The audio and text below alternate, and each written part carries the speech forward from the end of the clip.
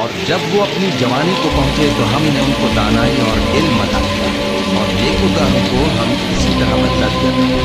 اور جس عورت کے گھر میں وہ رہتے تھے اس نے ان کو اپنی طرف مائل کرنا چاہا اور دروازے بند کر کے کہنے لگی، یوسف جلدی آؤ۔ انہوں نے کہا کہ اللہ پناہ میں رکھے، وہ یعنی تمہارے میاں تو میرے آقا ہیں، انہوں نے مجھے اچھی طرح سے رکھا ہے، میں ایسا ظلم نہیں کر سکتا، بے شک ظالم لوگ فلاح نہیں پائیں گے۔ اور اس عورت نے ان کا قصد کیا اور انہوں نے اس کا قصد کیا۔ اگر وہ اپنے پروردگار کی نشانی نہ دیکھتے تو جو ہوتا سو ہوتا۔ یوں اس لیے کیا گیا کہ ہم ان سے برائی اور بے حیائی کو روک دیں، بے شک وہ ہمارے چنے ہوئے بندوں میں سے تھے۔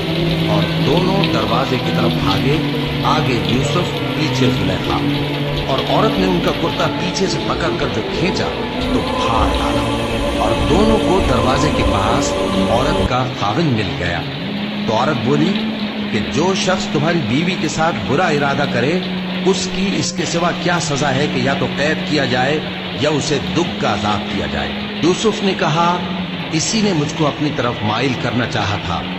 اور اس کے خاندان میں سے ایک گواہ نے گواہی دی کہ اگر اس کا کرتا آگے سے پھٹا ہو تو یہ سچی اور یوسف جھوٹا ہے، اور اگر کرتا پیچھے سے پھٹا ہو تو یہ جھوٹی اور وہ سچا ہے۔ سو جب اس کا کرتا دیکھا تو پیچھے سے پھٹا تھا، تب اس نے زلیخا سے کہا کہ یہ تمہارا ہی فریب ہے، اور کچھ شک نہیں کہ تم عورتوں کے فریب بڑے بھاری ہوتے ہیں۔ یوسف اس بات کا خیال نہ کر، اور زلیخا تو اپنے گناہ کی بخشش مانگ، بے شک خطا تیری ہی ہے۔ اور شہر میں عورتیں گفتگویں کرنے لگیں کہ عزیز کی بیوی اپنے غلام کو اپنی طرف مائل کرنا چاہتی ہے اور اس کی محبت اس کے دل میں گھر کرتی ہے، ہم دیکھتی ہیں کہ وہ کھلی گمراہی میں ہے۔ پھر جب زلیخا نے ان عورتوں کی گفتگو جو حقیقت میں دیدار یوسف کے لیے ایک چال تھی سنی، تو ان کے پاس دعوت کا پیغام بھیجا اور ان کے لیے ایک محفل مرتب کی، اور پھل تراشنے کے لیے ہر ایک کو ایک ایک چھری دی، اور یوسف سے کہا کہ ان کے سامنے آؤ۔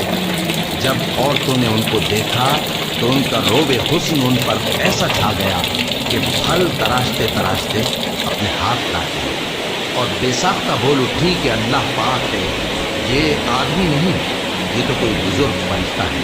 زلیخا نے کہا، تو یہ وہی ہے جس کے بارے میں تم مجھے تانے دیتی تھی، اور بے شک میں نے اس کو اپنی طرف مائل کرنا چاہا مگر یہ بچا رہا، اور اگر یہ وہ کام نہ کرے گا جو میں اس سے کہتی ہوں تو قید کر دیا جائے گا اور ذلیل ہوگا۔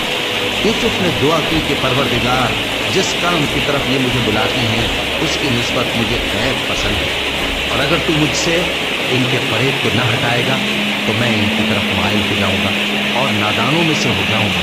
بس ان کے رب نے ان کی دعا قبول کر لی اور ان سے عورتوں کا داؤں ڈال دیا، بے شک وہی تو سننے والا ہے، جاننے والا ہے۔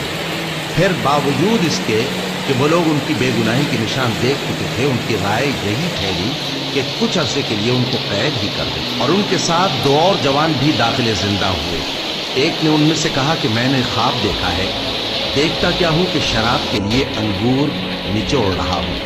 دوسرے نے کہا کہ میں نے بھی خواب دیکھا ہے، میں یہ دیکھتا ہوں کہ اپنے سر پر روٹیاں اٹھائے ہوئے ہوں اور پرندے ان میں سے کھا رہے ہیں، تو ہمیں ان کی تعبیر بتا دیجئے کہ ہم تمہیں نیکوکار دیکھتے ہیں۔ یوسف نے کہا کہ جو کھانا تم کو ملنے والا ہے وہ آنے نہیں پائے گا کہ میں اس سے پہلے تم کو اس کی تعبیر بتا دوں گا۔ تم میں سے ایک جو پہلا خواب بیان کرنے والا ہے وہ تو اپنے آقا کو شراب پلایا جائے گا، اور جو دوسرا ہے وہ سولی دیا جائے گا، اور پرندے اس کا سر نوچ کھائیں گے۔ جو بات تم مجھ سے پوچھتے تھے وہ فیصل ہو چکی ہے۔ اور ان دونوں میں سے جس کی نسبت یوسف نے خیال کیا کہ وہ رہائی پا جائے گا، اس سے کہا کہ اپنے آقا سے میرا ذکر بھی کر دینا۔ پھر شیطان نے اسے ان کا اپنے آقا سے ذکر کرنا بھلا دیا، اور یوسف کئی برس قید خانے ہی میں رہے۔